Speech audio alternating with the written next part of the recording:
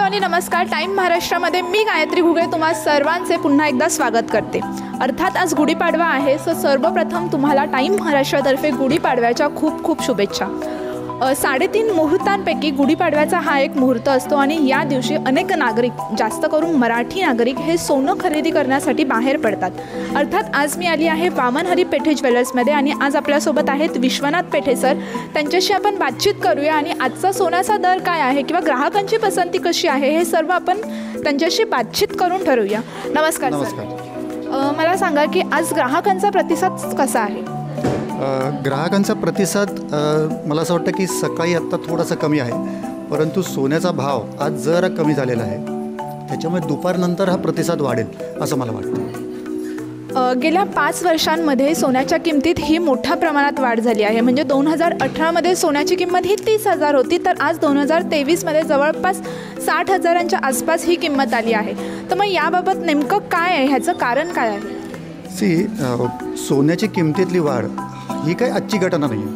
म्हणजे तुम्ही जवळजवळ गेल्या 100-200 वर्षाचा इतिहास बघितला तर सोन्याच्या किमतीमध्ये ही सातत्याने वाढच होत आलेली. असं बघा की आपल्याकडे जे नवीन सोनं येतं मार्केटमध्ये त्यातलं 99% सोनं हे इम्पोर्ट होतं, आयात होतं. त्याच्यामुळे भारतातल्या सणासुदीचा आणि सोन्याच्या रेटचा तसा फारसा संबंध येत नाही.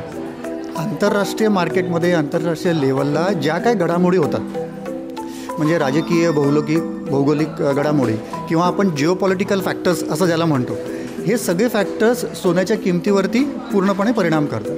किंवा आंतरराष्ट्रीय मार्केटमध्ये रुपया आणि डॉलरचा एक्सचेंज रेट काय आहे, किंवा एखाद्या कंट्रीने एखाद्या देशाने त्यांचं पॅकेज डिक्लेअर केलं आहे का नाही केलं आहे, हा फॅक्टरही महत्त्वाचा ठरतो. त्याच्यानंतर आंतरराष्ट्रीय मार्केटमधलं बॉन्ड मार्केट कसं आहे. आता सध्याची तुम्ही आंतरराष्ट्रीय परिस्थिती बघितली तर इतकी अनिश्चित किंवा गुंतागुंतीची ती आपल्या सगळ्यांनाच माहिती आहे. युक्रेन आणि रशियाचा वॉर चालू आहे, किंवा अमेरिका आणि चीनमधले संबंध तणावपूर्ण आहेत, किंवा आणखीन अगदी लेटेस्ट आपण बघायचं झालं तर स्विस बँकांमधली पण बऱ्याच मोठ्या घडामोडी तिकडे चालू आहेत. ह्या सगळ्याचा सोन्याच्या किमतीवरती फार मोठा परिणाम होतो आणि ह्या सगळ्याचाच फॅक्टर म्हणून ही सोन्याच्या किमतीमध्ये वाढ झालेली आपल्याला दिसते. सर, आता पूर्वीच्या काळी आपले आई म्हणा किंवा आजी म्हणा हे भरगच्च किंवा भक्कम दागिन्यांना जास्त प्रतिसाद असायचा त्यांचा, परंतु आत्ताच्या तरुण पिढीला नाजूक साजूक ट्रेंडी ज्वेलरी पाहिजे असते. तर यामागील नक्की कारण काय? तुम्ही म्हणता ते बरोबर आहे की पूर्वीच्या काळामध्ये बरेचसे ठोक दागिने आपण ज्याला म्हणतो ना, तर त्याला प्रेफरन्स होता. आताच्या पिढीला काय होतं आहे, काय पाहिजे, त्यांना हे ट्रॅडिशनल टच असलेले जे दागिने आहेत हे त्यांना पाहिजे, पण ते त्यांना नवीन स्वरूपात पाहिजे. म्हणजे अगदी तुम्हाला थोडंसं उदाहरणच द्यायचं झालं तर आता ठुशी हा आपला खूप वर्षापूर्वीचा अगदी जुना चांगला पारंपरिक मराठी अलंकार किंवा कोल्हापुरी साज वगैरे, तर लोकांना ठुशी हवी आत्ताच्या जनरेशनला, परंतु ती नवीन स्वरूपात पाहिजे. ओके, तर तसंच मग आम्ही एक 2-3 वर्षापूर्वी नाविन्य ठुशी हा एक अलंकार आम्ही काढलेला होता, तो खूप लोकप्रिय झाला. सो आत्ताच्या पिढीला थोडेसे लाईटवेट दागिने पाहिजेत, जे दागिने त्यांना रोज किंवा अगदी जास्त ओकेजनली त्यांना घालता येतील. आत्ताच्या पिढीला कसं आहे की मी दागिने घेतले आणि ते 5-5 वर्ष मी नुसते कपाटात ठेवले किंवा ते मी बँकेच्या लॉकर्समध्ये ठेवले, अशा पद्धतीचे दागिने नको. त्यांना ते जास्तीत जास्त वापरता येतील, हा एक क्रायटेरिया आहे. आणि दुसरं म्हणजे की मला त्याला काहीतरी मॉडर्न टच पाहिजे. असं हे 2 प्रेफरन्सेस आताच्या पिढीचे मला वाटतं. सोन्याच्या वाढत्या किमती लक्षात घेता मोठ्या प्रमाणात, मग अगदी ती लक्ष्मीपुत्रांच्या घरची लग्न असू द्या किंवा श्रीमंतांच्या घरची लग्न असू द्या, इमिटेशन ज्वेलरी ही आता सध्या मोठ्या प्रमाणात वाढ होते त्याची. तर सोन्याला काही मात होऊ शकते का याच्यामुळे? इमिटेशन ज्वेलरी जर आपण नीट बघितली कधी तर त्या दागिन्यांचा लुक, त्या दागिन्यांचा फील किंवा त्याच्यातले डिझाईन्स हा आपल्या नॉर्मल सोन्याच्या दागिन्यांच्यापेक्षा कम्प्लिटली वेगळा असतो. त्याच्यामुळे इमिटेशनचे दागिने, इमिटेशन ज्वेलरी हा खऱ्या सोन्याच्या दागिन्यांना कधी पर्याय म्हणून येऊ शकेल असं मला वाटत नाही. आता त्या टाईपचे जे दागिने असतात, आता कसं झालं की आपल्याकडे पूर्वी लग्न हा एकच काय म्हणतो आपण एक ट्रॅडिशनल फंक्शन होतं, लग्न असू दे, मुंज असू दे वगैरे वगैरे. पण आता लग्नाच्या बरोबर बाकीचे जी फंक्शन्स आहेत, मग ते हळदी असेल किंवा आदल्या दिवशीचा काय संगीत प्रोग्राम असेल, तर याही प्रोग्रॅम्सना तेवढंच महत्त्व आलं. आता कधी कधी काय होतं की हा प्रोग्रॅमचा ढाचा वेगळा असतो, तो थोडासा मॉडर्न लुक द्यायचा प्रयत्न केलेला असतो. त्याच्यामुळे हे जे प्रोग्रॅम्स आहेत संगीतासारखे वगैरे, त्यावेळेला कधी कधी इमिटेशनची ज्वेलरी लोक घालताना दिसतात.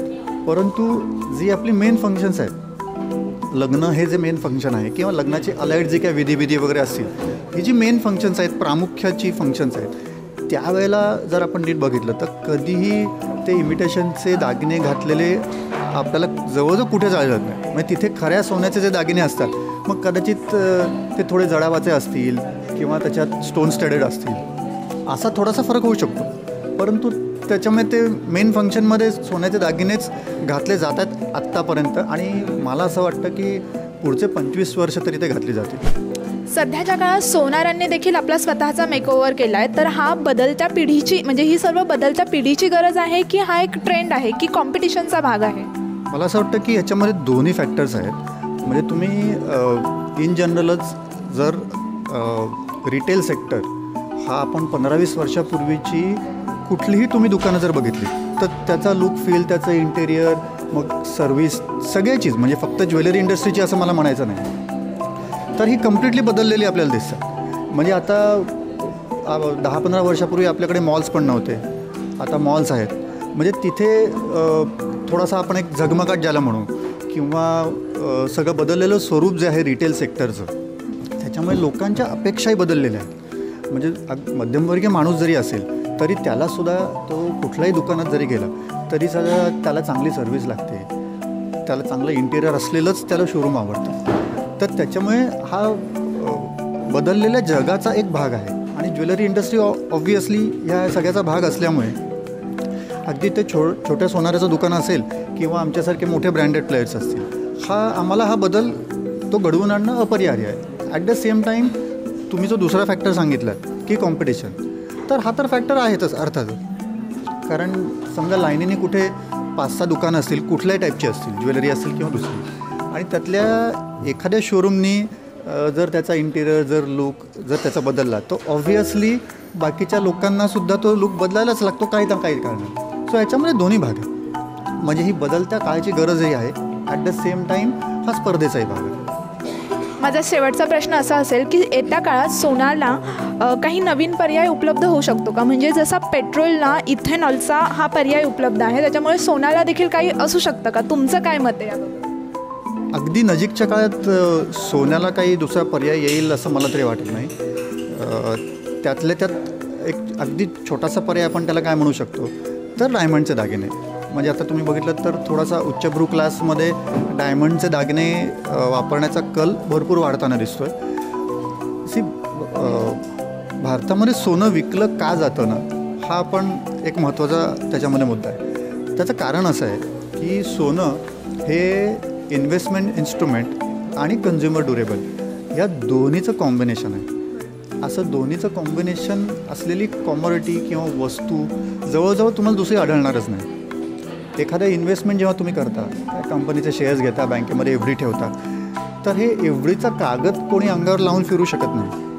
सोन्याच्या बाबतीत कसं आहे, एखाद्या माणसाकडे जर 1 लाख रुपये डिस्पोजेबल इन्कम आहे, तर तो माणूस काय विचार करतो की या 1 लाखाचा जर मी सोन्याचा दागिना घेतला तर ही माझी व्हॅल्यू इंटॅक्ट राहिली, ती ॲप्रिशिएट होतेच, सोन्याची व्हॅल्यू तर वाढतेच, हे सगळ्यांनाच माहिती आहे, आम्हाला माहिती आहे. ॲट द सेम टाईम माझी बायकोही खुश झाली. So it is a consumer durable. So हा कन्झ्युमर ड्युरेबल आणि इन्व्हेस्टमेंट इन्स्ट्रुमेंट या दोन्हीचा अतिशय सुंदर मिलाफ असा आहे.